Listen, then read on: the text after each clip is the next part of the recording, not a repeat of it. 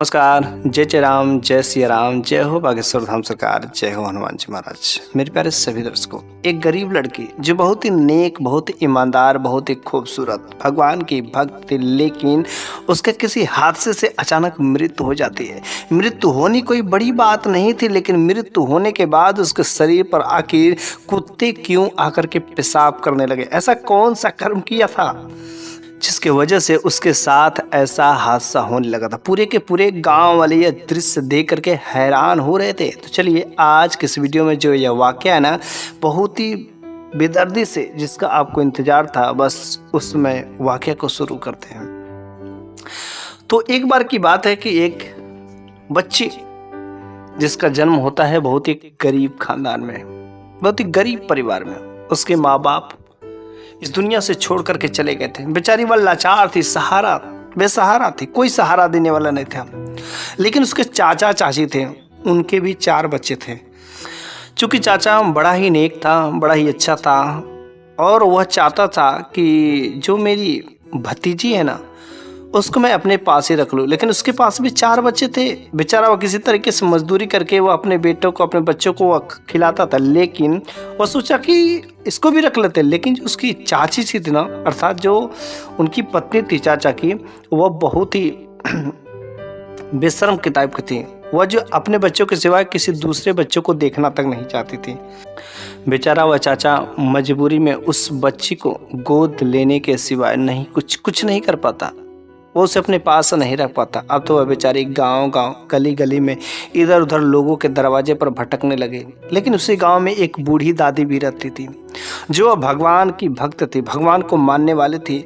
और वह अपना गुजारा बस यूं ही इधर उधर कुछ मांग करके, कुछ काम करके वह अपना काम किया करती थी।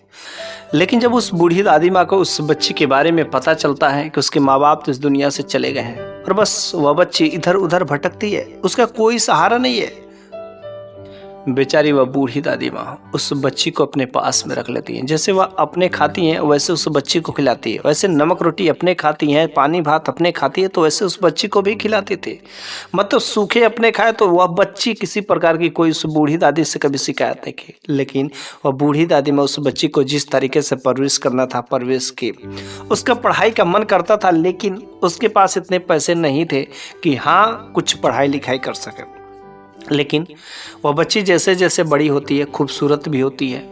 भला वह जवान होती है, उसकी खूबसूरती को देख करके लोग दीवाने भी हो जाते हैं। लेकिन वह जो बूढ़ी दादी माँ थी ना, वह भगवान की भक्त थी, भगवान की पूजा पाठ करने वाली थी। और जब वह भगवान की पूजा पाठ करती थी तो वह उस बच्ची को भी अपने पास में लेकर के बैठा करती थी। और वह अच्छे अच्छे ज्ञान की बातें जो भी जानती थी, वह जो अच्छी अच्छी ज्ञान की वाली कहानियाँ सुनाया करती थी। लेकिन उस बच्ची के मन में ये सब तो ज्ञान की बातें थी, भगवान की भक्त थी, भगवान को मानने वाली थी। लेकिन वो किताब को खुद नहीं पढ़ पाती थी, जिसकी वजह से उसे जिज्ञासा उठता है कि मैं भी अच्छी अच्छी किताबों को पढ़ सकूं, मैं वह ज्ञान खुद ले सकूं। लेकिन मुझे तो पढ़ना ही नहीं आता। लेकिन जब वह बच्चे पढ़ने जाते थे उसके गाँव के, तो उसका बड़ा ही मन करता था कि पढ़ाई करने को। वह अपनी उस दादी माँ से कहती कि मम्मी मुझे भी पढ़ने जाने को मन करता है। और दादी माँ कहती कि बेटी मुझे पता है, लेकिन मेरे पास इतने पैसे नहीं कि मैं तुम्हारे स्कूल में नामांकन करा सकूं। पास पड़ोस की एक जो बच्ची थी, उस लड़की से उसकी दोस्ती हो जाती है। बस साथ साथ खेलते थे। लेकिन वो बच्ची जो है, वह लड़की पढ़ने जाती थी और जब पढ़ करके आती थी तो इसके साथ में खेलती थी।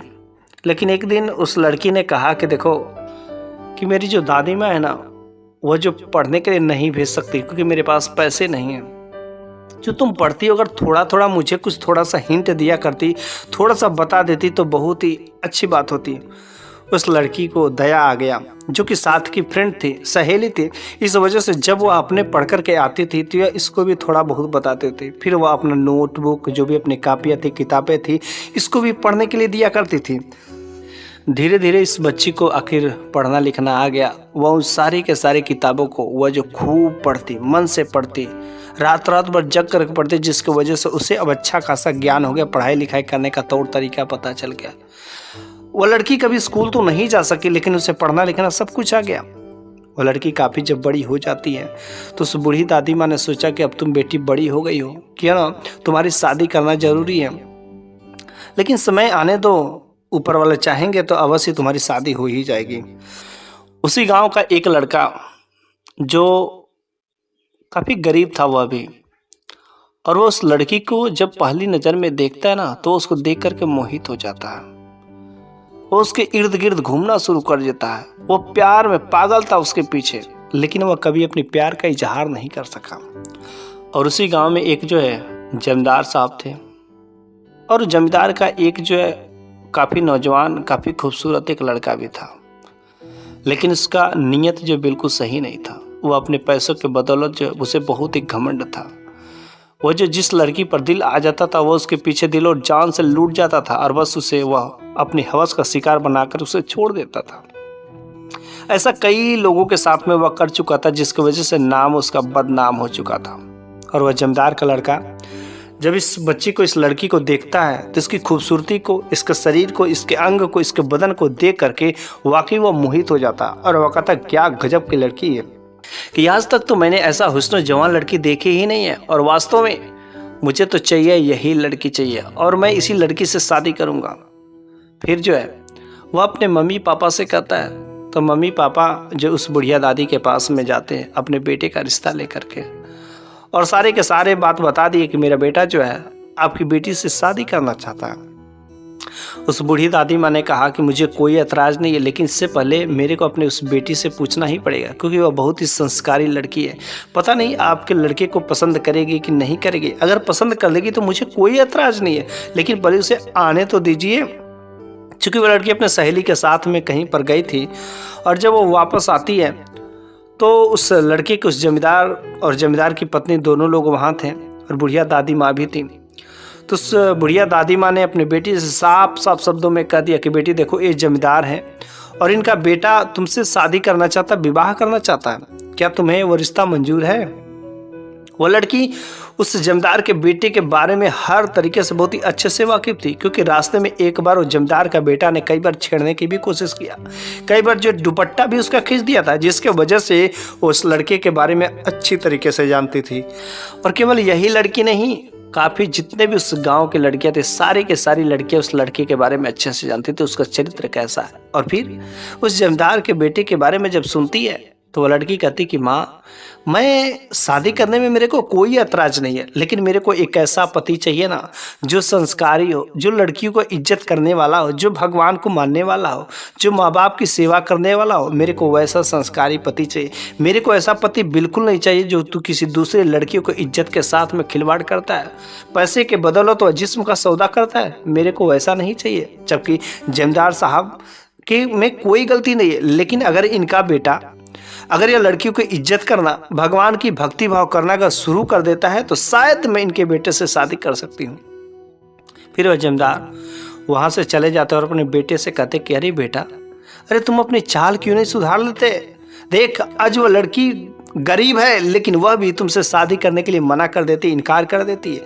अरे तू अपनी ये चरित्र क्यों नहीं सुधार लेता? ये कब तक तू पैसों को उड़ाता रहेगा?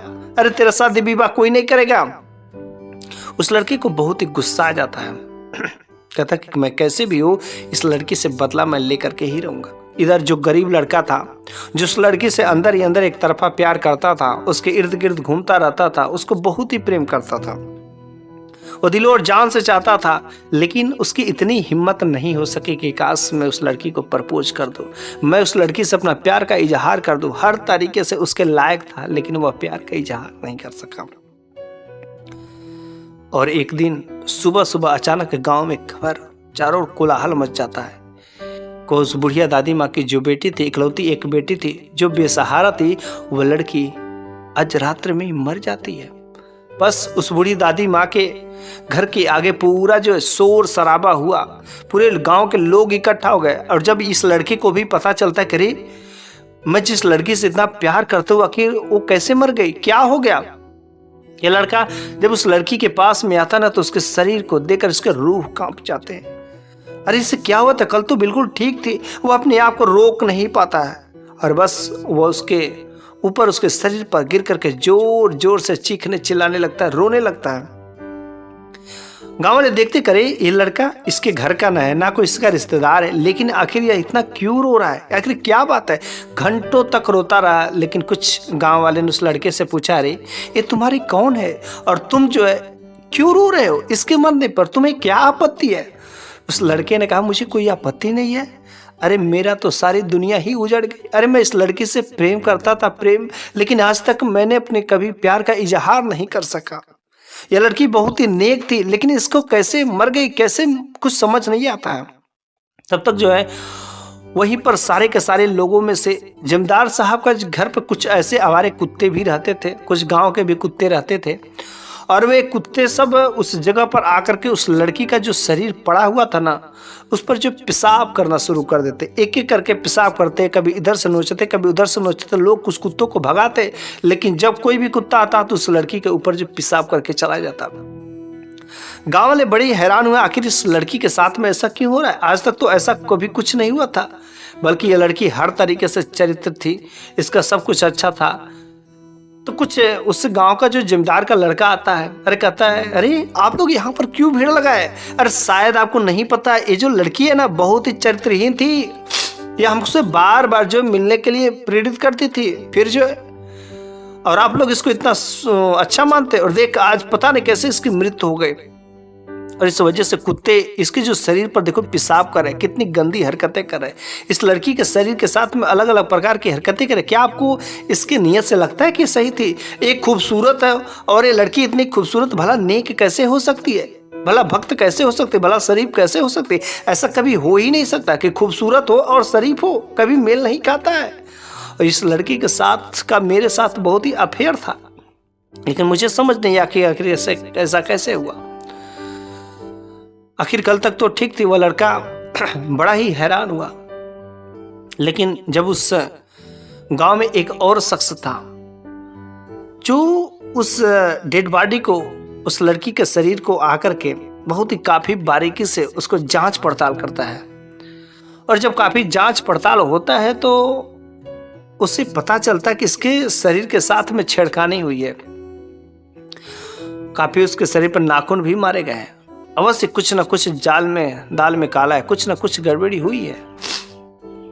तो वह लड़का उस गांव वाले के से कहता है कि देखिए ये लड़की जहाँ पर रहती है, मेरे को क्या उस जगह पर ले जाया जा सकता है? तो उस बूढ़ी दादी माँ से कहा कि हाँ, ये बूढ़ी दादी माँ के पास में रहती, तो बूढ़ी दादी माँ ने ही इस बच्ची का पालन पोषण किया था, इसलिए आप इस बूढ़ी दादी माँ से पूछिए।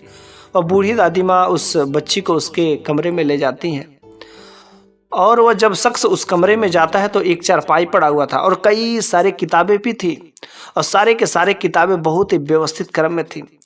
लेकिन वहां से कुछ उसको समझ नहीं आता कि आखिर इसके साथ में कैसे छिड़काने, आखिर रात का मामला में क्या हुआ है। लेकिन टार्च लेके जब ढूंढते हैं तो उसके चारपाई के नीचे जो है एक सोने की चैन मिलती है।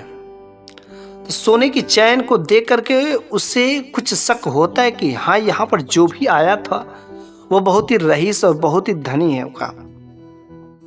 और चूंकि जब यह बात जो चैन को देख करके कुछ लोगों को शक होता है, और तुरंत वह मामला को समझ जाता है, और सारे के सारे गांव वालों को उससे कहता है कि देखो मामला सारा का सारा क्लियर हो गया, और इसका पता भी चल गया कि कौन इस लड़की के साथ में जो ऐसा काम गलत किया है। वह कुछ गाँव वालों को लेकर के जमींदार साहब के घर पर जाता है, और जमींदार साहब से कहता है कि जमींदार साहब, आपका बेटा कहाँ है?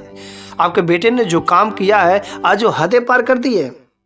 तो बस जमींदार ने अपने बेटे को बुलाया और कहा कि देखो सच सच तुम बता दो, तुमने उस लड़की के साथ में क्या किया है? वो कहता है कि मैंने कुछ नहीं किया, मेरे को क्या पता। और बस वो तुरंत लड़का उस चैन को दिखाता है। उस चैन को देखते ही जमींदार ने तुरंत पहचान लिया और कहता है कि देखो ये चैन किसका है? इस गांव में इतना कोई रईस है ही नहीं, इतना कोई ईमानदार, इतना कोई धनी है ही नहीं तुम्हारे सिवा, और तुम्हारे गले में जो चैन थी देखी हुई है वही चैन है। और शायद तुमको पता होगा कि क्या हकीकत है, क्या हादसा है, कि ये लड़की के साथ में तुमने आज रात्रि के समय में जबरदस्ती की है, जबरदस्ती उसकी इज्जत लूटनी चाहिए, जिसकी वजह से तुमने अपना नाम बदनाम होने से पहले उस लड़की का गला घोट करके मार देता है, और तुम सोचते कि मैं बच जाऊंगा। चूंकि ये बहुत ही पुरानी बात थी, उसमें कोई पुलिस और कोई थाना नहीं था कि लोग कानूनी तौर पर सजा दें। चूंकि वह जमींदार इस गांव का मालिक था और जमींदार का काफी गांव के लोगों पर भरोसा भी था, लेकिन उस जमींदार के बेटे ने ही जब ऐसा काम किया तो जमींदार ने उन गाँव वालों से कहा कि मुझे अपने बेटे पर बहुत ही शर्मिंदगी है, लेकिन मैं अपने बेटे को ऐसे नहीं छोड़ दूंगा, मैं अपने बेटे को उसकी सजा दूंगा जब तक कि वह सुधर नहीं जाता। तो फिर गाँव वालों ने कहा आखिर अपने बेटे को कौन सी सजा देंगे। जमींदार ने कहा पहला, कुछ दिनों के लिए मैं अपने इस बेटे को अपने घर से मैं बाहर निकाल देता हूँ, और फिर जो है ये जितने गांव के जो मजदूर हैं, अब यह उन जो मजदूरों के साथ में काम करेगा, गाय चराएगा, भैंस चराएगा, काफ़ी मेहनत मजदूरी का काम करेगा, उसके बदले गांव से कुछ लोग चंद 1-2 रोटियां देंगे। इसे कोई जो महंगे कपड़े नहीं, कोई महंगी चीज़ नहीं, कोई नहीं, तब जाकर शायद इसका अकल ठिकाने पे आएगा। क्योंकि यह अक्सर जो है ये अपने पैसे का गलत जो इस्तेमाल करता था। आज मैं इसको कुछ दिनों के लिए अपने में इस जायदाद से दखल करता हूँ। और फिर वह उस दिन से उस लड़के को जमींदार साहब ने अपने घर से निकाल देता। अब वह मजदूरी करता, वह जो लोगों के दर दर की ठोकरें खाता, पूरे धूप में वह मेहनत करता, उसके बाद कुछ चंद पैसे मिलते जिसकी वजह से उसका गुजारा चलता। काफ़ी लंबे समय तक यह काम हुआ।